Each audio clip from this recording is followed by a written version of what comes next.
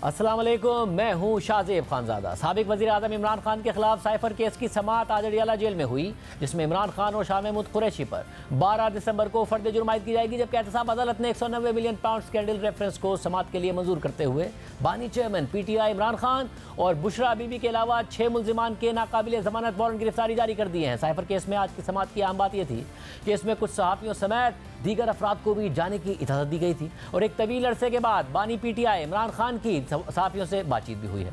सहाफ़ियों से गैर रस्मी गुफ्तगू करते हुए इमरान खान ने कहा कि लिख कर देने को तैयार हूँ कि इलेक्शन तहरीक इंसाफ जीतेगी। मुझसे किसी ने मुज़ाकरात नहीं किए। मुझे जिस तरह पकड़ा गया वो सब एक प्लान था। नवाज शरीफ लंदन प्लान के बाद पाकिस्तान आए। जेल में किसी मुश्किल में नहीं हूँ। जेल में रहना इबादत समझता हूँ। कुछ रहनुमाओं के PTI छोड़ने पर दुख है, लेकिन चंद रहनुमा ऐसे भी हैं जिनके PTI छोड़ने पर शुक्र अदा करता हूं। इमरान खान के इस बयान का जवाब देते हुए मरियम नवाज ने ट्विटर पर लिखा है कि पहले कहता था 9 मई के हमले मैंने नहीं, मेरे कारकुनान ने किए थे। आज कहता है 9 मई नवाज शरीफ ने कराया था। यानी 9 मई को तहरीक इंसाफ के लीडरान और कारकुनान नवाज शरीफ से हिदायत ले रहे थे। वाह जी वाह। जबकि नून लीग के रहनुमा राना सनाउल्लाह ने लंदन में साजिश के इल्ज़ाम पर इमरान खान को जवाब देते हुए कहा है कि 9 मई अगर साजिश थी तो यह साजिश तुमने खुद अपने खिलाफ की थी, तुम खुद साजिशी हो। अडियाला जेल में साइफर केस की समाअत सीक्रेट एक्ट के तहत कायम खुसूसी अदालत के जज अबुल हसन जुल्करनैन ने की, जबकि इस मौके पर सिक्योरिटी के इंतहाई सख्त इंतजाम किए गए थे और जुडिशल मजिस्ट्रेट के हुक्म पर आज कुछ मीडिया नुमाइंदों को भी कवरेज के लिए जेल के अंदर जाने की इजाज़त दी गई थी। तहरीक इंसाफ के बुकला की जानिब से केस की नकूल फराहम न करने की सदा की गई थी, लेकिन अदालत की जानिब से इमरान खान और शाह महमूद कुरैशी को केस की नकूल फराहम कर दी गई और आज अदालत ने करार दिया कि साइफर केस में इमरान खान और शाह महमूद कुरैशी पर 12 दिसंबर को फर्द जुर्म आयद की जाएगी। इसके अलावा आज 190 मिलियन पाउंड स्कैंडल में भी अहम पेशरफ्त सामने आई है। इस्लामाबाद के एहतसाब अदालत ने 190 मिलियन पाउंड स्कैंडल रेफरेंस को समाअत के लिए मंजूर करते हुए तहरीरी हुक्मनामा जारी कर दिया है, जिसमें लिखा है कि रजिस्ट्रार की जानिब से 190 मिलियन पाउंड स्कैंडल की स्क्रूटनी मुकम्मल कर ली गई है और अदालत रेफरेंस को ट्रायल के लिए मंजूर करती है। हुक्मनामे के मुताबिक इमरान खान को आज अडियाला जेल में कायम एहतसाब अदालत में पेश नहीं किया गया। सुप्रिंटेंडेंट अडियाला जेल आइंदा समाअत पर इमरान खान को एहतसाब अदालत में पेश करें। इमरान खान और बुशरा बीबी के अलावा बाकी 6 मुल्जिमान के नाकाबिल जमानत वारंट गिरफ्तारी जारी किए जाते हैं। वजारत कानून के नोटिफिकेशन के मुताबिक 190 मिलियन पाउंड रेफरेंस का ट्रायल अडियाला जेल में किया जाएगा और रेफरेंस की आइंदा समाअत 6 दिसंबर को होगी। इस पूरी सूरत पर बात करेंगे। इस केस को आज कवर किया अडियाला जेल में इमरान खान से मिले भी खुद जियो न्यूज़ के नुमाइंदे अरफा फिरोज। बहुत शुक्रिया आपको ज्वाइन करने के लिए। बातचीत से लग रहा है कि इमरान खान इतना अरसा जेल में रहने के बावजूद बहुत कॉन्फिडेंट हैं। जो नून लीग पीपल्स पार्टी उनके बारे में कहती थी वैसा तासुर नहीं है। और बताइएगा अदालत का क्या माहौल था? बिल्कुल शाहजेब, पहले तो मैं केस के हवाले से अगर आपको बताऊं, उससे पहले मैं जो कमरा अदालत है उसकी मंजरकशी जो है वो जरूर करना चाहूंगा, क्योंकि इस समाज के इसमें सिर्फ नकूल फराम करने थे, लेकिन जो नई बात थी वो ऑब्वियसली एक चेयरमैन PTI, साबिक चेयरमैन PTI से मुलाकात और फिर एक कमरा अदालत में जो है वो हियरिंग कैसी होती है। तो देखिए, ये जो कमरा अदालत बनाया गया है अडियाला जेल में, ये तकरीबन जो एक लंबाई में एक सिनेमा आप कह लें, एक उस तरह का है जिसमें अदालत के जो जज हैं उनकी एक स्टेयर्स के ऊपर जो है कुर्सी लगाएगी, उसके बाद फिर लॉयर्स की, और फिर जो आम आवाम और जो मीडिया थे उनके लिए एक अलग पोर्शन बनाया गया था, और जो साबिक चेयरमैन PTI और शाह महमूद कुरैशी हैं उनके जो अहले खाना थे और जो मुल्ज़मान थे उनके लिए एक अलग पोर्शन बनाया गया था। लेकिन वो साथ साथ ही थे, बीच में एक पार्टीशन थी, उसमें आम आवाम जो थी वो भी वहाँ बैठी थी। तकरीबन 14 से 15 लोग उसमें हमें नजर आए थे और मीडिया के भी जो है वो चंद नुमाइंदगान उसमें थे। जो समाअत थी वो तो नॉर्मल थी कि उसमें नकूल जो वो फराम कर दिए गए थे दोनों मुल्जिमान को, लेकिन जो चेयरमैन PTI की एक खास बात नजर आई कि उनकी बॉडी लैंग्वेज में जो एक फ्लेक्सिबिलिटी होती है, या शायद इतने अरसे से वो अडियाला जेल में थे तो उम्मीद यही की जा रही थी कि शायद थोड़ी सी उनकी जो एक सेहत है उसमें भी असर पड़ सकता है, शायद वो थोड़े से एक लीनियंट हो जाए, लेकिन उस तरह की हमें बिल्कुल भी नजर नहीं आई। एक एग्रेसिव मोड में वो हमारे साथ नजर आए, इवन कि जब वो बात भी कर रहे थे जज साहब के साथ, जो एक मुकालमा था छोटा सा, तो वो भी काफी एक एग्रेसिव मूड में दिखाई दे रहे थे। वो शायद एक अंदर से उनके बात थी जो वो बाहर करना चाह रहे थे। फैमिली के साथ थोड़ा सा उन्होंने टाइम गुजारा, बुकला के साथ बहुत ज्यादा उन्होंने टाइम जो है वो अंदर गुजारा था, लेकिन जो बात जो उन्होंने मीडिया नुमाइंदगान के साथ की थी उसमें एक ही बात जो है वो नजर आई थी जो कॉमन थी, वो उनका एग्रेसिव मोड था। वो शायद उनके अंदर जो है कोई बात थी वो कहना चाह रहे थे साइफर के हवाले से कि उनके खिलाफ जो है वो साजिश हुई है, उसी बयानी को लेकर वो चले हैं। काफी उनका एक एग्रेसिव जो है मोड हमें जो उसमें नजर आ रहा था। बहुत शुक्रिया। प्रोग्राम में आगे बढ़ते हैं। अब से 2 दिन बाद सिंध हाई कोर्ट में एक 15 साल पुराने कत्ल केस में मुलजिम की हवालगी से मुताल्लिक एक अहम समाअत होने जा रही है। ये समाअत एक ऐसे कत्ल केस से मुताल्लिक है जिसमें मुलजिम का सुराग रियासत के बजाय खुद मकतूल की बेटी ने 12 साल की मेहनत के बाद लगाया है। और वो गुज़िश्ता 3 साल से पाकिस्तानी हुकाम से दरख्वास्त कर रही है कि मुलजिम को, मेरे बाप के कातिल को वतन वापस लाया जाए ताकि वो कानून का सामना कर सके और इंसाफ हो सके। मगर अब तक रियासत इस मामले पर नाकाम नजर आई है और मकतूल की बेटी ने इस नाकामी पर ना सिर्फ उस कंपनी पर संगीन इल्जामात लगाए हैं जहां मकतूल काम करता था और जहां उसका कत्ल हुआ था, बल्कि वजारत खारजा पर भी सवालात उठाए हैं। ये case state life insurance corporation के साबका रीजनल चीफ मोहम्मद अहमद अमजद के कत्ल का है। मोहम्मद अहमद अमजद का कत्ल 26 अगस्त 2008 को हुआ, लेकिन इस कत्ल से पहले ही स्टेट लाइफ इंश्योरेंस के अंदर बहुत कुछ चल रहा था और कंपनी की अंदरूनी खतो किताबत का जायजा लेने के बाद ये तासुर मिलता है कि अगर इदारा वक्त पर एक्शन ले लेता तो शायद ये वाकया ही ना होता, या कम से कम कंपनी के दफ्तर के अंदर ये वाकया ना होता। क्योंकि स्टेट लाइफ इंश्योरेंस कंपनी की अंदरूनी खतो किताबत से यह वाज़े होता है कि मोहम्मद अहमद अमजद ने कंपनी के साबका सेल्स मैनेजर और इस केस के मुलजिम सैयद तकी हैदर शाह के खिलाफ मुख्तलिफ शिकायत की थी, मगर इन शिकायत के बावजूद कंपनी के दफ्तर के अंदर ही उनका कत्ल कर दिया गया। 28 जुलाई को रीजनल चीफ मोहम्मद अहमद अमजद ने कंपनी के जोनल हेड खालिद शेख को खत लिखा, जो आप इस वक्त स्क्रीन पर देख सकते हैं। और इस खत में मोहम्मद अहमद अमजद ने मौका अख्तियार किया था कि 25 जुलाई 2008 को मुझे मुख्तलिफ फील्ड वर्कर्स और एरिया मैनेजर्स से इतला मिली है कि सैयद तकी हैदर शाह मेरे खिलाफ नाजेबा जबान सिर्फ इस बुनियाद पर इस्तेमाल कर रहा है कि मैंने उनके नए एरिया मैनेजर के साथ अटैचमेंट की दरख्वास्त का मसबत जवाब नहीं दिया है। और अब से एक दिन पहले जब मैं अपने दफ्तरी काम में मसरूफ़ था तो तकी हैदर शाह मेरे कमरे में दाखिल हुआ और मुझसे ये मुतालबा किया कि मैं उनकी अटैचमेंट की दस्तावेज़ात पर दस्तखत कर दूँ। मैंने उन्हें समझाने की कोशिश की कि मैं इन मामलात में कॉर्पोरेट पॉलिसी फैसलों का पाबंद हूँ, लेकिन मोहम्मद तकी हैदर शाह समझने के मूड में नहीं थे और नाजेब अल्फाज का इस्तेमाल करते हुए वो कमरे से चले गए। मोहम्मद अहमद अमजद ने अपने खत में मजीद लिखा कि इस वाक़े के बाद से सैयद तकी हैदर शाह मुझे संगीन नताइज की धमकी देते रहे और गुस्से का इजहार करते रहे और उन्होंने एरिया मैनेजर के सामने असलहे की नुमाइश भी की और अपनी इस नीयत का इजहार भी किया कि वो बदले के तौर पर इसे मेरे खिलाफ इस्तेमाल करेंगे। और फिर 25 जुलाई 2008 को तकरीबन रात 9 बजे जब मैं दफ्तर से अपने घर जा रहा था तो मैंने देखा कि तकी शाह मेरी गाड़ी का पीछा कर रहा है और उसने मुतादिद दफ़ा मेरी गाड़ी को टक्कर भी मारी ताकि मेरा एक्सीडेंट हो जाए और फिर वो लालाजार में मेरे घर तक मेरा पीछा करता रहा। ये मेरे लिए हैरानकुन था कि तकी शाह एक ऐसे मुजरिमाना अमल तक जा सकता है। मैं ये मामला ज़रूरी एक्शन के लिए आपके सामने रिकॉर्ड पर रखना चाहता हूं क्योंकि ये सेल्स मैनेजर आपके जोन में आता है और जोनल मैनेजमेंट की तरफ से उसके कंडक्ट और मुजरिमाना सरगर्मी को कंट्रोल करने की ज़रूरत है ताकि किसी संगीन हादसे से बचा जा सके। यानी कत्ल होने वाले अफसर ने अपने कत्ल से 1 माह पहले ही बाकायदा अपनी जान को लाहक खतरात से मुतालिक स्टेट लाइफ इंश्योरेंस के जोनल हेड खालिद शेख को खत लिखकर आगाह कर दिया था। फिर खालिद शेख ने 3 दिन बाद यानी 31 जुलाई 2008 को तकी हैदर शाह को शो कॉज नोटिस जारी किया और तकी हैदर शाह ने 2 अगस्त को इन इल्जामात की तरदीद कर दी। मगर मोहम्मद अहमद अमजद ने ना सिर्फ तकी हैदर शाह के रवैये से मुताल्लिक कार्रवाई आगे बढ़ाई बल्कि उनकी मुबैना माली बेज़ाब्दगी के हवाले से भी मैनेजमेंट को शिकायत की और एक्शन लेने की दरख्वास्त भी की। और 7 अगस्त के अपने ख़त में कत्ल होने वाले अफसर मोहम्मद अहमद अमजद ने लिखा कि 1 अगस्त 2008 को मैं स्टेट लाइफ के डिविजनल हेड मार्केटिंग मंजूर अहमद से मिलने गया और मैंने देखा कि तकी शाह उनके कमरे में बैठा है और हिचकिचाते हुए मैं वहां थोड़ी देर के लिए रुका और बातचीत के दौरान तकी हैदर शाह ने डिविजनल हेड के सामने ये तस्लीम किया कि उसने मेरी गाड़ी का पीछा किया है और असलहा रखना उसके लिए मामूल का काम है। तकी हैदर शाह पर बहुत सी माली बेज़ाब्तियों का इल्ज़ाम है और उससे 30 लाख की वसूली का अदालती फैसला भी आ चुका है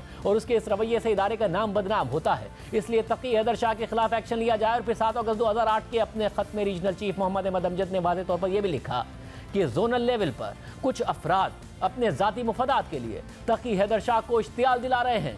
ये वो खतो किताबत थी जो खुद मकतूल की तरफ से इंश्योरेंस कंपनी की इंतजामिया को लिखी गई, जिसके बाद तकी हैदर शाह की नए एरिया मैनेजर राना शफी के साथ अटैचमेंट की दरख्वास्त मुस्तरद कर दी गई। और फिर 26 अगस्त 2008 को जब रीजनल चीफ मोहम्मद अहमद अमजद अपने दफ्तर में बैठे थे तो एक शख्स दफ्तर में दाखिल हुआ और उसने इंश्योरेंस कंपनी के रीजनल चीफ मोहम्मद अहमद अमजद पर 10 गोलियां चलाई और वो बगैर किसी रुकावट के उन्हें गोलियां मारकर दफ्तर से बाहर भी चला गया, जिसके बाद जख्मी हालत में मोहम्मद अहमद अमजद को अस्पताल ले जाया गया और फिर 4 दिन बाद उनकी मौत हो गई। लेकिन मोहम्मद अहमद अमजद को गोलियां मारने वाला शख्स कौन था, इस हवाले से स्टेट लाइफ इंश्योरेंस के 3 मुलाजमों ने गवाही दी और दावा किया कि वो शख्स तकी हैदर शाह ही था। वही तकी हैदर शाह जिसके अटैचमेंट की दरख्वास्त मोहम्मद अहमद अमजद ने बतौर रीजनल चीफ मुस्तरद की थी।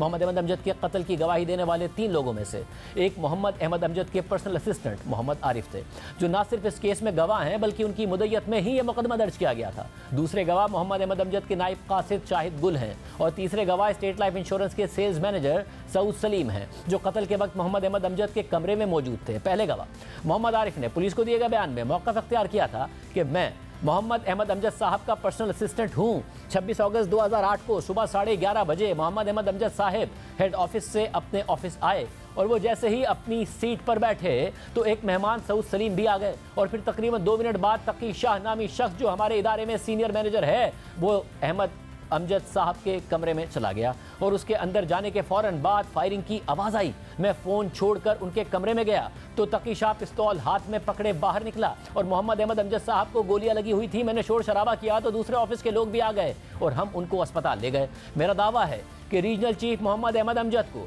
ऑफिस के इख्तलाफात की वजह से तकी शाह ने गोलियां मारकर जख्मी किया है, जो इस वक्त अस्पताल में ज़ेर इलाज हैं। जबकि दूसरी गवाह नायब कासिद शाहिद गुल ने पुलिस को दिए गए अपने बयान में मौक़िफ़ अख्तियार किया था कि सुबह 11:30 बजे मोहम्मद अहमद अमजद साहब अपने ऑफिस पहुंचे। सऊद सलीम जो स्टेट लाइफ के सेल्स मैनेजर हैं वो भी उनके साथ थे। मैंने एयर कंडीशनर चलाया। अमजद साहब ने मुझे चाय तैयार करने को कहा। मैं चाय बनाने के लिए किचन चला गया और 2-3 मिनट बाद ही फायरिंग की आवाज़ आई और मैं परेशानी के आलम में बाहर निकला और देखा कि तकी हैदर शाह के हाथ में पिस्तौल थी और वो अमजद साहब के दफ्तर से निकल रहा था और जब मैं अंदर गया तो अमजद साहब जख्मी हालत में पड़े हुए थे। जबकि इस केस के तीसरे गवाह जिन्होंने पुलिस को अपना बयान दिया था वो सऊद सलीम हैं, जो इस वाक़े के चशमदीद गवाह हैं, क्योंकि वो उस वक्त उसी कमरे के अंदर मौजूद थे जहां मोहम्मद अहमद अमजद का कत्ल हुआ। सऊद सलीम के बयान के मुताबिक मैं 27 अगस्त 2008 को रिटायर हो रहा था और 26 अगस्त को मैं अलविदाई मुलाकात के लिए मोहम्मद अहमद अमजद के दफ्तर आया, लेकिन वो ऑफिस में मौजूद नहीं थे। मैं वापस जाने के लिए लिफ्ट के पास खड़ा हो गया। लिफ्ट खुली तो मोहम्मद अहमद अमजद साहब वहां से बाहर निकले और मुझे अपने ऑफिस ले आए। ऑफिस आते ही अमजद साहब ने शाहिद गुल को चाय तैयार करने के लिए कहा और हम बातों में लग गए। इसी दौरान तकी हैदर शाह कमरे में दाखिल हुआ और उसने अपने कोट से पिस्तौल निकाली और अमजद साहब को जान से मारने की नीयत से उन पर फायरिंग शुरू कर दी। मैं उसी वक्त अपनी जान बचाकर दूसरे फ्लोर पर चला गया और कुछ देर बाद मुझे पता चला कि मोहम्मद अहमद अमजद को अस्पताल ले जाया गया है। यानी इन तीनों बयानात से ये इल्ज़ाम सामने आता है कि तकी शाह पिस्तौल लेकर रीजनल चीफ के दफ्तर में दाखिल हुआ और उसे कोई रोकने वाला नहीं था, कोई सिक्योरिटी नहीं थी। इस हकीकत के बावजूद नहीं थी कि कत्ल से कुछ दिन पहले ही मोहम्मद अहमद अमजद ने अपनी इंतजामिया को अपनी जान को लाहक खतरात से आगाह कर दिया था और इस हवाले से तकी हैदर शाह का नाम भी लिया था। बहरहाल इस वाक़े के बाद तकी हैदर शाह के खिलाफ मुकदमा दर्ज कर लिया गया मगर उनकी गिरफ्तारी नहीं हो सकी और फिर 11 मई 2009 को कराची की सेशन अदालत ने तकी हैदर शाह को इश्तिहारी करार दे दिया और फिर 29 जनवरी को एडिशनल सेशन जज ने तकी हैदर शाह की गिरफ्तारी तक इस केस को डोरमेंट फाइल में डालने के अहकाम दे दिए और कत्ल होने के 12 साल तक मुलजिम का कुछ पता ही नहीं चला। बज़ाहिर ना रियासत ने कोई दिलचस्पी जाहिर की और मकतूल के ख़ानदान के मुताबिक ना ही स्टेट लाइफ इंश्योरेंस ने इस केस में कोई दिलचस्पी ली। अहम बात यह है कि जिस वक्त मोहम्मद अहमद अमजद का कत्ल हुआ था तो उनकी एक बेटी माहम अमजद की उम्र सिर्फ 15 साल थी और 15 साल की उम्र से ही वो अपने वालिद के कत्ल में मुलविस मुलजिम का सुराग लगाने की कोशिश करती रही। 5 साल पहले माहम अमजद मुत्तहदा अरब अमारात शिफ्ट हो गई और वहाँ मार्केटिंग और रियल एस्टेट के कारोबार से जुड़ गई। फिर अक्टूबर 2020 में अपने रूटीन सर्च के दौरान माहम अमजद को एक लिंक्डइन प्रोफाइल नजर आई जिस पर तकी हैदर शाह का नाम लिखा हुआ था और दिलचस्प बात यह है कि उस प्रोफाइल में तकी हैदर शाह ने अपनी मुलाजमत के तजर्बे में स्टेट लाइफ इंश्योरेंस पाकिस्तान का नाम भी दर्ज किया हुआ था और यहीं से माहम अमजद ने 12 साल बाद अपने वालिद के कत्ल में मुलविस मुलजिम का सुराग लगा लिया और पाकिस्तान में इस हवाले से कानूनी कार्रवाई का आगाज़ कर दिया और तकी शाह का पासपोर्ट और शनाख्ती कार्ड ब्लॉक करने की कार्रवाई शुरू कर दी। लेकिन 2022 को तकी हैदर शाह को इस पूरे मामले की भिनक पड़ गई और उसने नवंबर 2022 को मस्जिद नबवी में बैठकर एक वीडियो पैगाम जारी किया और मस्जिद नबवी में बैठकर उस शख्स ने मोहम्मद अहमद अमजद के कत्ल की तो तरदीद की मगर वो इस कत्ल से मुताल्लिक़ खुशी का इजहार भी करता रहा। मस्जिद नबी में बैठकर ये शख्स जिस पर कत्ल करने का इल्ज़ाम है मकतूल के बारे में कह रहा था कि मैंने नहीं किया, जिसने भी किया बहुत अच्छा किया, मगर सवाल ये है कि अगर तकी शाह इस कत्ल में मुलविस नहीं था तो वो मुल्क से फ़रार क्यों हुआ? वो 15 सालों से अदालतों से फ़रार क्यों इख्तियार कर रहा है? बहरहाल इस धमकी आमेज़ वीडियो के बाद माहम अमजद ने दुबई हुकाम के सामने शिकायत दर्ज की और इतलात के मुताबिक वहाँ के हुकाम ने तकी हैदर शाह को नो ट्रैवल लिस्ट में डाल दिया, यानी सफ़र करने पर पाबंदी लगा दी। और फिर पाकिस्तान में माहम अमजद ने अदालती कार्रवाई का सहारा लेकर तकी हैदर शाह के खिलाफ पाकिस्तान से रेड नोटिस जारी करवाया। लेकिन इन वाक़यात के बाद पाकिस्तानी हुकाम का जो कंडक्ट सामने आया है वो हैरान कुन है। रेड नोटिस जारी होने के बाद जनवरी 2023 को मुत्तहिदा अरब अमारात के हुकाम ने तकी हैदर शाह को गिरफ्तार कर लिया और फिर इंटरपोल मुत्तहिदा अरब अमारात ने जनवरी 2023 में नेशनल सेंट्रल ब्यूरो पाकिस्तान को खत लिखा और मौक़िफ़ इख्तियार किया कि तकी हैदर शाह गिरफ्तार हो चुका है, उसकी पाकिस्तान को हवालगी के लिए एक्सट्रेडिशन फाइल 30 दिन के अंदर फराहम की जाए और इन दस्तावेज़ात की अरबी तर्जुमे के साथ अटेस्टेशन होनी चाहिए। मुत्तहिदा अरब अमारात के हुकाम ने इस एक्सट्रेडिशन फाइल में 7 चीज़ों का मुतालबा किया था, जिसमें तस्दीक शुदा FIR की कॉपी, अदालती फैसला, जुर्म की मुतालिका शिक, गवाहों के बयानात, प्रोसिक्यूटर का हल्फनामा और मुलजिम की शनाख्त की तफसीलात शामिल थीं। और फिर जब पाकिस्तान ने यह फाइल मुत्तहिदा अरब अमारात के हुकाम को जमा कराई तो 2 मार्च 2023 को मुत्तहिदा अरब अमारात की वज़ारत इंसाफ ने उस फाइल पर 5 एतराज़ात आयद कर दिए और फाइल वापस करके मुलजिम की हवालगी के लिए इन एतराज़ात को 30 दिन के अंदर दूर करने का कहा। और फिर जब यह फाइल वापस हुई तो यह मुख्तलिफ महकमों में घूमती रही और मामला मार्च से मई तक चला गया और 29 मई को वज़ारत दाखिला ने एक बार फिर एतराज़ात दूर करके मामला अबू धाबी में पाकिस्तानी मिशन को भिजवा दिया और एक बार फिर यह फाइल मुत्तहिदा अरब अमारात के हुकाम को जमा करवा दी गई। लेकिन मुत्तहिदा अरब अमारात की वज़ारत इंसाफ ने एक बार फिर इस फाइल पर एतराज़ लगा दिया और 23 जून के अपने ख़त में लिखा कि पाकिस्तान की तरफ से जमा करदा दस्तावेज़ात में पाकिस्तान की सेंट्रल अथॉरिटी की तहरीरी दरख्वास्त शामिल नहीं है, इसलिए मुलजिम की हवालगी के लिए ये फाइल वापस की जाती है और पाकिस्तानी हुकाम से दरख्वास्त की जाती है कि वो इस मामले को तेज़ी से आगे बढ़ाएं और 30 दिन के अंदर इसे मुकम्मल करें ताकि हम एक्शन ले सकें।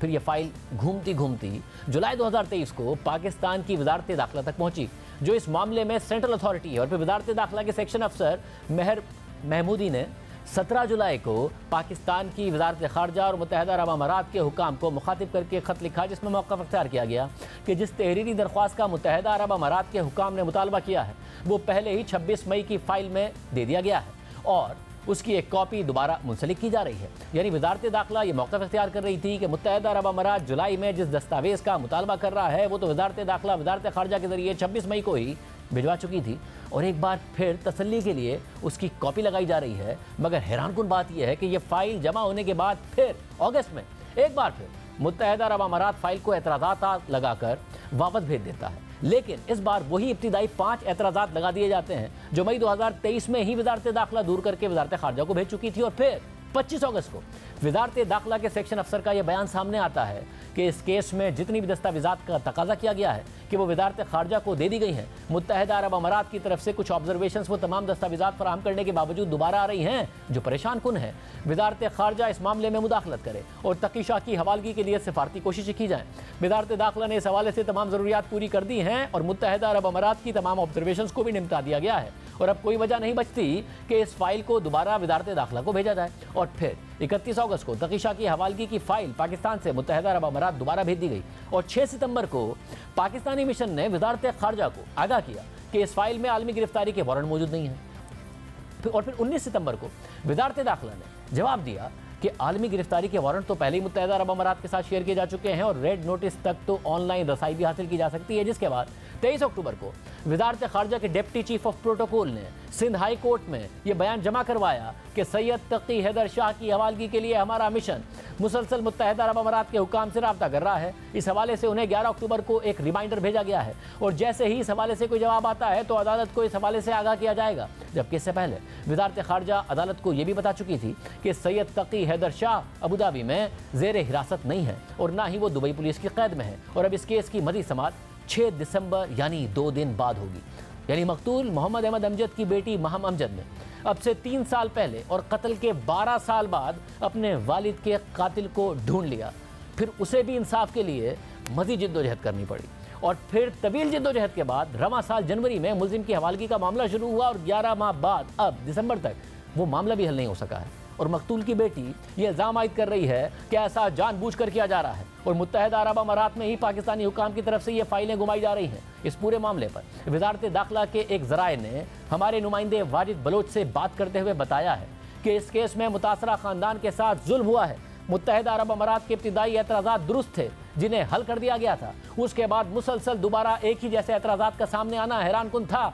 मैंने अपनी पोस्टिंग के दौरान मुलजिम की हवालगी का ऐसा केस ही नहीं देखा जहां मुत्तहिदा अरब अमारात बार बार एतराज़ात लगा कर भेज रहा है। मुझे नहीं मालूम ऐसा आखिर क्यों हो रहा था, लेकिन ये नॉर्मल प्रैक्टिस नहीं थी। हमने दफ्तर ख़ारजा से उनके मौक़िफ़ के लिए रब्ता किया और उनको सवालात भेजे तो दफ्तर ख़ारजा की तर्जुमान मुमताज़ ज़हरा बलोच ने जवाब देते हुए मौक़िफ़ इख्तियार किया कि विद्यार्थी दाखिला से मिलने वाली दस्तावेजात में एम्बेसी कोई तब्दीली नहीं कर सकती। मुतल्लिका केस फरवरी 2023 को मुत्तहदा अरब अमारात को भिजवाया गया था और तब से दोनों हुकूमतों का आपस में राब्ता रहा है। हमने मुल्जिम की हवालगी के लिए तमाम इजाफी तफसीलात फराहम कर दी हैं ताकि इस बात को यकीनी बनाया जा सके कि मुल्जिम की हवालगी मुत्तहदा अरब अमारात के कवानीन के मुताबिक है। हमें इस हकीकत का इल्म होना चाहिए कि मुल्जिम की हवालगी से मुतालिक जो म्यूचुअल असिस्टेंस के मामलात होते हैं उन पर मुतल्लिका हुकूमतों की तरफ से गौर व फिक्र किया जाता है, इसलिए ऐसे केसेस में वक्त लगता है। दफ्तर खारजा की तर्जुमान ने मजीद कहा कि हक़ाइक़ को मस्क करने और एक्स्ट्राडिशन फाइल से छेड़छाड़ करने के इल्ज़ामात बेबुनियाद हैं, क्योंकि एक्स्ट्राडिशन की हर फाइल को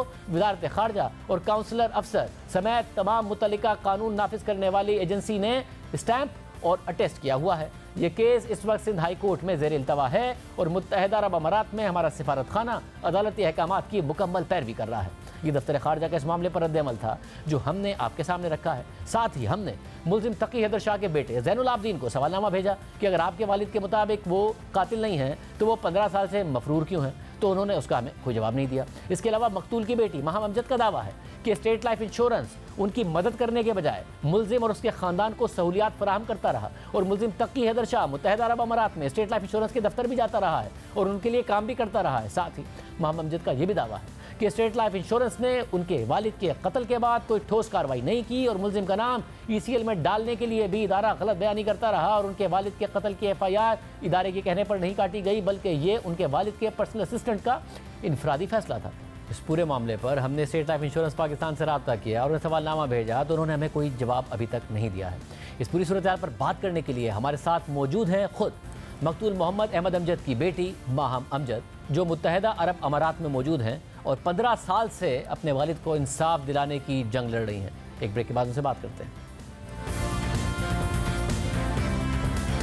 हमारे साथ बात करने के लिए इस वक्त मौजूद हैं मकतूल मोहम्मद अहमद अमजद की बेटी माहम अमजद, जो मुत्तहदा अरब अमारात से हमें ज्वाइन कर रही हैं। माहम अमजद, बहुत शुक्रिया हमें शो में ज्वाइन करने के लिए। ज़ाहिर है एक 15 साल की बड़ी स्ट्रगल है आपकी अपने वालिद साहब के कातिल को ढूंढने के लिए।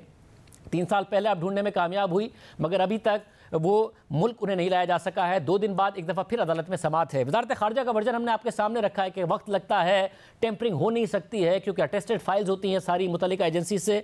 किस हद तक दुरुस्त है ये वर्जन आपके ख्याल में, क्योंकि आप इस केस को मुसलसल फॉलो कर रही हैं? जी, अस्सलाम वालेकुम। आपका बहुत शुक्रिया मुझे शो पे बुलाने के लिए।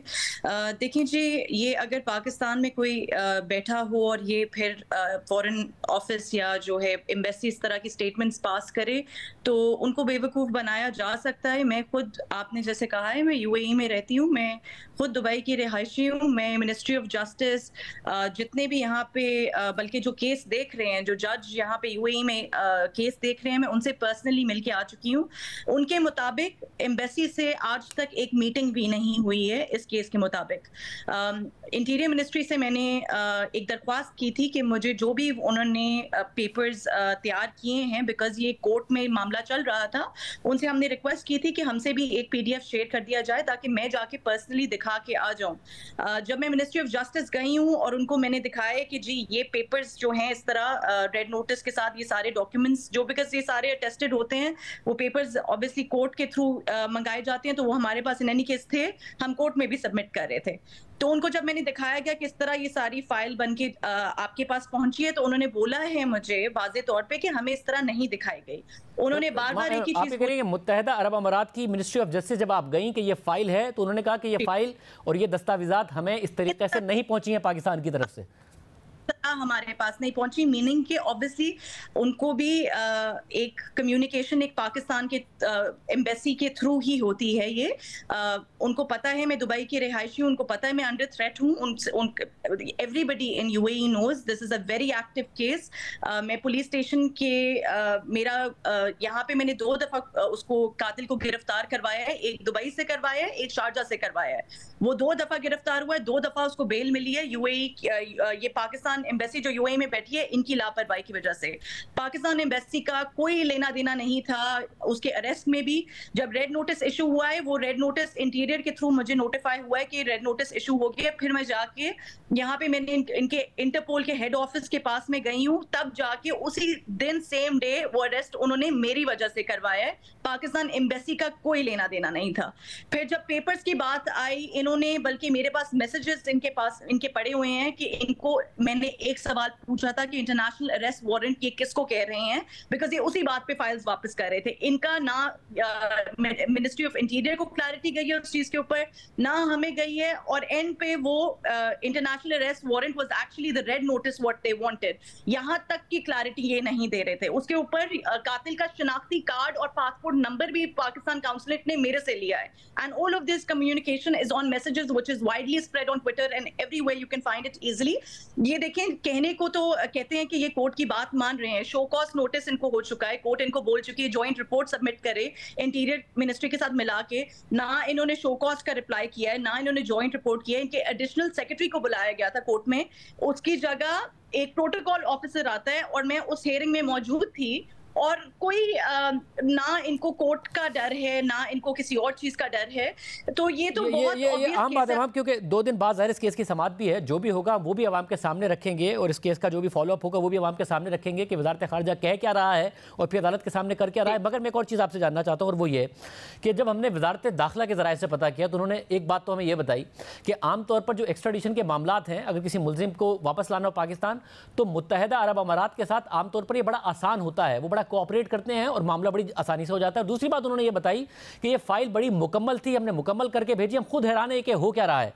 अब दूसरा मसला ये कि अगर मुत्तहदा अरब अमारात बहुत कोऑपरेट करता है तो आपकी अपनी असेसमेंट भी यही है, आपने वहां डील किया कि ये मसला मुत्तहदा अरब अमारात की तरफ से नहीं हो रहा है, हमारे दफ्तर खारजा या वहां पर जो मुत्तहदा अरब अमारात में पाकिस्तान का सिफारत खाना है उसकी तरफ से हो रहा है ये मसला?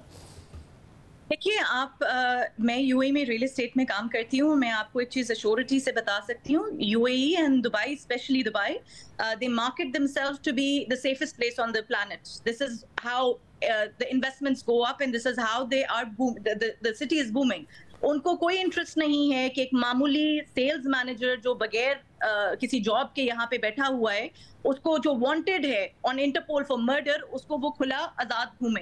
ऑब्वियसली उनके यहाँ पे लॉज हैं, वो लॉज सिर्फ एक्सट्रेडिशन के हद तक वो they want to complete it, और जस्ट बिकॉज ये डॉक्यूमेंट्स पूरे सबमिट नहीं कर रहे तो ये एक्सट्रेडिशन डिले होती जा रही है। मैं प्रोसिक्यूटर से मिलके आई हूँ, मैं सबसे मिलके आई हूँ, वो उनका कहना बार बार यही है कि अपनी हुकूमत से बोलें, कि आप अपनी एम्बेसी से बोलें कि हम तक हमारे जितने हमने डॉक्यूमेंट्स जो मांगे हैं वो हमें पहुंचा दें, हम सेम डे कातिल को वापस भिजवाएंगे। अगर इतनी ही यूएई को, अगर यूएई की तरफ से कोई प्रॉब्लम होती तो वो same day red notice issue होने के बंदे को अरेस्ट ना करते। उनको पता है कि मैं यहाँ पे रहती हूँ, I am a working woman, I am someone with a visa, somebody who is working on a high designation. My safety and my concerns for them are much more than the criminal. यहाँ पे एक road पे एक criminal, wanted criminal को आजाद छोड़ना और उनके tourist को भी कोई अटैक कर सके, this is something which is obviously not logical. ये अगर ये इस तरह की स्टेटमेंट पास कर रहे हैं तो ये इनके लिए बहुत खदशा है इस चीज के ऊपर, बिकॉज इनको फिर यूएई को भी जवाब देना है, बिकॉज यूएई में बैठ के ये इस तरह की स्टेटमेंट्स पास कर रहे हैं। क्योंकि 2 दिन बाद हियरिंग है, आप कुछ उम्मीद कर रही हैं, जैसा मैं कह रहा हूं, और हम नाज़रीन को दोबारा भी बताते चलें कि केस हम क्या 2 दिन बाद जवाब देती है वजारत खारजा, हमें उन्होंने जो जवाब दिया है, देखते हैं अदालत के सामने वो क्या जवाब देती है, उन्हें जवाब देना है। कोई उम्मीद आप कर रही हैं, कोई ऐसी हक़ाइक़ आपके सामने आए कि जिसमें कोई प्रोग्रेस हुई हो, या आप नहीं तवक्को कर रही है कि अभी तक ऐसा कुछ नहीं किया इन्होंने? प्रोग्रेस तो तब होगी जब हमारे जजेस इस चीज को बहुत स्ट्रिक्टली लेंगे। एक सिंपल एक्स्ट्रेडिशन केस है, अभी तक जो जितनी ये लोग कंटेम्प्ट कर चुके हैं, इनके अगर अभी अफसरान को फायर किया जाता या इनको स्ट्रिक्टली एक स्ट्रिक्ट ऑर्डर मिला होता तो अभी तक प्रोग्रेस हो चुकी होती। मैं खुद बहुत हैरान हूँ देख के कि जिस तरह मैं दुबई से उठ के कराची गई हूँ, जहाँ पे मुझे हाई लाइफ थ्रेट्स हैं, जहाँ पे मेरे फादर को ऑन सीट 10 गोलियां मारी गई हैं, उधर कातिल का बेटा जो है जो फरार करने में जिसने मदद की अपने बाप की, वो वहां पे बैठा हुआ है। वहां पे जितने भी मर्डर में मिले हुए लोग हैं वो वहां पे बैठे हुए हैं। उस जगह पे मुझे वापस जाना पड़ रहा है कोर्ट को एक क्लियर पिक्चर देने के लिए, और फिर भी कोर्ट के स्ट्रिक्ट ऑर्डर्स ना आना मेरे लिए एक बहुत डिफिकल्ट पोजीशन में मुझे डालता है। देखिए जी, मैंने अब इस केस में 15 साल पुराना ये केस है, पुलिस का काम भी मैंने किया है। हर लेवल पे जाके मैंने सारे काम खुद किए हैं। रेड नोटिस इशू करवाना was a mission itself. Home department में रोके गए हैं, पेपर्स हर जगह रोके गए हैं। फिर इंटीरियर मिनिस्ट्री के जो इस केस को देख रहे थे, उनके बीच में ट्रांसफर हो जाना just because he was being very active on this case, ये देखिए इतने कोइंसिडेंसेस नहीं होते। पहली बात है, कोर्ट ने 2010 में ऑर्डर किया था शनाख्ती कार्ड ब्लॉक हो और ईसीएल पे नाम डाला जाए। ये मेरा वेट कर रहे थे कि मैं आऊं और मैं परसू करूं तो ये किया जाए। पहले स्टेट लाइफ ने झूठ बोला कि हमने ईसीएल पे नाम डलवा दिया ताकि कातिल फरार हो जाए। फिर हमारी अथॉरिटीज एफआईए और हमारी उस टाइम पे जो भी अफसरान थे वो रिस्पॉन्सिबल है, पुलिस रिस्पॉन्सिबल है। अभी तक जितना भी प्रोग्रेस हुआ है इस केस में वो मेरी वजह से हुआ है, ना किसी अथॉरिटी की वजह से हुआ है, ना जजेस की वजह से हुआ है, ना किसी और की वजह से हुआ है। तो मुझे आप बता दें कि मैं किस दरवाजे पे खटखटाऊं और मैं वहां पे जाने के लिए तैयार हूं, लेकिन अभी तक मुझे कहीं से कोई सपोर्ट नहीं नजर आ रहा। बहुत शुक्रिया मोहम्मद, इस वाले से तफसीलात बता रही थी। 15 साल की उम्र से और 15 साल से एक लड़की अपने बाप के कातिल को पकड़वाने के लिए लड़ रही है। इस निज़ाम में पकड़वा चुकी है, बाकायदा तौर पर ट्रेस कर चुकी है। दुबई में अरेस्ट हो गया, पाकिस्तान नहीं आ पा रहा है। पाकिस्तान के अदालती निज़ाम पर, पाकिस्तान के वज़ारत ख़ारजा पर, पाकिस्तान के पूरे निज़ाम पर सवालात उठते हैं। देखने के 2 दिन बाद क्या होता है, अदालत क्या हुक्म देती है, वज़ारत ख़ारजा जो दावे कर रही है वो क्या कहती है। हम इस केस की तफसीलात आपके सामने रखते रहेंगे, प्रोग्राम में भी शामिल करते हैं। गजा में इसराइली हमलों में दोबारा शिद्दत आ गई है। हफ्ते से लेकर अब तक इसराइली फोर्सेज ने 800 से ज़ायद फ़लस्तीनियों को शहीद कर दिया है, जिसके बाद अमवात की मजमूई तादाद 15,800 से ज़ायद हो गई है, जबकि 42,000 अफराद ज़ख्मी हैं और उन्हें इलाज की सहूलियात भी दस्तियाब नहीं है। गजा की वजारत सेहत के डायरेक्टर जनरल के मुताबिक गजा के अस्पताल लाशों से भर गए हैं। अस्पतालों में मुतासरीन को किसी भी तरह की मदद फराहम करने की सलाहियत खत्म हो गई है, क्योंकि इसराइली फोर्सेज ने अस्पतालों के सारे तिब्बी आलात तबाह कर दिए हैं। सिर्फ यही नहीं, आलमी इदारा सेहत ने खबरदार किया है कि गजा में इसराइली हमलों से ज़्यादा वबाई बीमारियां जानलेवा साबित हो सकती हैं। आलमी इदारा सेहत के तर्जुमान के मुताबिक अगर हमने निज़ाम सेहत को दोबारा फाल नहीं किया और बुनियादी ज़रूरियात जैसे कि पानी, खुराक, अद्वियात और अस्पतालों को चलाने के लिए ईंधन फराहम नहीं किया, तो आखिरकार हम बमबारी से ज़्यादा लोगों को बीमारियों से मरते हुए देखेंगे। आलमी इदारे खबरदार कर रहे हैं, मगर फिर भी इसराइली फोर्सेज अस्पतालों को सबसे ज़्यादा निशाना बना रही हैं। कल रात को शुमाली गजा के कमाल अदवान हॉस्पिटल में बमबारी की गई। अस्पताल के एक डॉक्टर ने CNN को बताया कि हर 5 मिनट में अस्पताल के आसपास कोई ना कोई हमला ज़रूर होता है। इस वक्त अस्पताल के अहाते में 30 लाशें पड़ी हुई हैं, क्योंकि हम उनकी शनाख्त नहीं कर पा रहे हैं, जबकि आज सुबह उन लाशों की तदफीन कर दी गई है जिनकी शनाख्त हो गई थी। अहम बात यह है कि इसराइली फोर्सेज ने अब पूरे गजा में ज़मीनी ऑपरेशन फैला दिया है और ज़मीन, फ़िज़ा और समंदर से हमले किए जा रहे हैं। साथ ही वस्ती गजा का जनूबी गजा से राब्ता भी मुनक़ता कर दिया गया है और आज सुबह से ही इसराइली टैंक और बख्तरबंद गाड़ियाँ जनूबी गजा में खान यूनुस की तरफ बढ़ रही हैं। इसराइली फोर्सेज ने वार्निंग जारी की है कि जनूबी गजा के शहरी अपना इलाका खाली करें और रफा क्रॉसिंग की तरफ चले जाएं। अल जज़ीरा के मुताबिक इसराइली फोर्सेज ने अपनी वार्निंग में जनूबी गजा में ज़मीन के एक छोटे टुकड़े को ह्यूमैनिटेरियन जोन करार दिया है, जिसका रकबा 6.5 स्क्वायर किलोमीटर है। वाज़ेह है कि 7 अक्टूबर के बाद से अब तक 19 लाख अफराद बेघर हो चुके हैं, जिनमें से तकरीबन 10 लाख अफराद वो हैं जो इसराइली फोर्सेस के कहने पर शुमाली गजा छोड़कर जनूबी गजा में पनाह गज़ीन कैंप्स में रह रहे हैं। मगर अब उन समेत जनूबी गजा के लाखों रिहायशियों को रफा क्रॉसिंग यानी मिस्र के बॉर्डर की तरफ धकेला जा रहा है, जिस पर सेव द चिल्ड्रन के कंट्री डायरेक्टर जेसन ली ने अल जज़ीरा में लिखे गए आर्टिकल में तबसरा किया है कि इसराइल के फ़लस्तीनियों को एक जगह छोड़कर दूसरी जगह चले जाने की वार्निंग फ़लस्तीनियों को सिर्फ ये अख्तियार दे रही हैं कि वो कहीं और जाकर किसी और तरीके से मर जाएं, क्योंकि मैंने गजा के अपने दौरे के दौरान जो देखा और सुना है उससे मुझे यकीन हो गया है कि गजा में सेफ जोन नाम की कोई चीज़ नहीं है। गजा में दिल दहला देने वाले मनाजिर सामने आ रहे हैं। एक 5 मंजिला इमारत के मलबे में फंसी हुई 13 साला बच्ची की वीडियो सामने आई है, जिसमें इमदादी कारकुन बच्ची को मलबे से निकालने की कोशिश कर रहे हैं। तो वो कहती है कि पहले मेरे घर वालों को बचाएं और आखिर में मेरी मदद करें। गजा के अलावा मगरबी किनारे यानी वेस्ट बैंक में भी इसराइली जारियत बढ़ती जा रही है, जहां 7 अक्टूबर से लेकर अब तक 3,500 से ज़ायद फ़लस्तीनियों को गिरफ्तार किया गया है। दूसरी जानिब इसराइली फोर्सेस ने गजा में अपने 3 फौजियों की हलाकत का ऐलान किया है, जिसके बाद ज़मीनी ऑपरेशन के दौरान मरने वाली इसराइली फौजियों की तादाद 75 हो गई। आज के प्रोग्राम में इतना ही। अल्लाह हाफ़िज़।